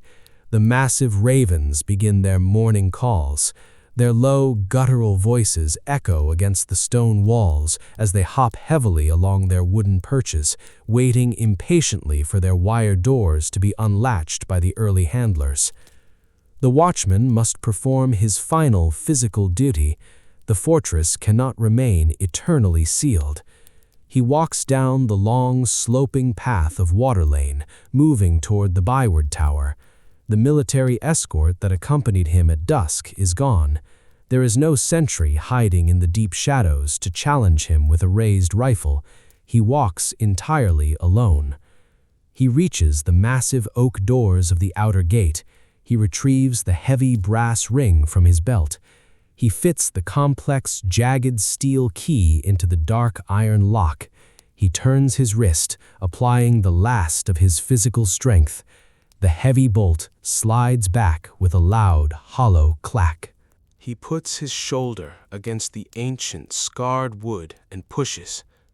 The door groans deeply on its rusted hinges, swinging slowly outward. The cold morning air rushes into the stone archway, carrying the distinct smell of the waking river, the damped silt, and the faint exhaust fumes of the distant streets. The perimeter is broken. The modern world is officially allowed back inside. He walks back up the slope toward the central office. The light is now a clear, flat, undeniable gray. The shadows have retreated, shrinking back into the deep corners of the battlements and the enclosed stone stairwells. He steps into the office, places the heavy ring of keys down on the polished desk, and unbuttons the high collar of his coat. His shift is over. The long, slow accumulation of the night hours has finally run its course. He has guarded the empty stones, he has protected the sleeping ravens, and he has walked the invisible, silent line between the deep history of the earth and the noisy rush of the modern morning. He turns his back on the desk and walks toward his own heavy wooden door, ready, at last, to sleep. The fortress is quiet now. Outside, the wind moves slowly through the early gray light of the waking city, but inside the stone, nothing stirs. Close your eyes and let the centuries settle into the dark. The heavy wooden door of his home clicks shut behind him. The sound is final. The cold draft from the river is instantly replaced by the quiet, still air of the hallway. The interior is dim, holding on to the last remnants of the night. He does not turn on the main lights. The faint, gray illumination seeping through the gaps in the heavy curtains is enough. He stands in the small entryway, moving with the slow, deliberate care of a body pushed to the edge of exhaustion. He unfastens the heavy brass buckle of his belt. The leather is stiff and cold. He slides it off, the weight of the empty brass rings clinking softly against his leg, and drapes it carefully over the back of a wooden chair. Next comes the coat. The dark blue wool, trimmed in red, is heavy with the damp chill of the Thames. He unbuttons it slowly, shrugging his tired shoulders to let it slide down his arms. As it falls, the sudden lightness is almost disorienting. The physical weight of his duty is gone. He hangs the coat on a heavy wooden peg near the door, smoothing the thick wool down with his hand. He unlaces his boots. The leather is damp from the wet grass of the south lawn and the slick cobblestones of Water Lane. The sharp smell of polish and cold mud rises into the air. He pulls them off, setting them precisely side by side beneath his coat. He stands in his thick woolen socks, feeling the solid, unyielding floorboards beneath his feet. The floorboards are old, their grain worn smooth by centuries of quiet footsteps. He walks slowly down the narrow hallway toward his bedroom. The house is completely silent, insulated from the waking world outside by walls thick enough to withstand cannon fire. He does not need the keys anymore. He does not need the lantern. He does not need the disciplined vigilance of 22 years. He enters the bedroom. The air is cool and still. The bed is waiting, undisturbed. He pulls back the heavy blankets, the simple friction of the fabric sounding loud in the quiet room. He lies down. The mattress is soft and yielding, a stark contrast to the hard stone and cold iron of the perimeter. He stares up at the ceiling, watching the faint gray light begin to define the edges of the room. His body aches with a deep, slow ache, the kind that settles deep into the bones after hours of walking in the cold. But his mind is finally clear. The watch is concluded. The ancient stones hold their memories. The heavy doors are secure. The sleeping village is safe.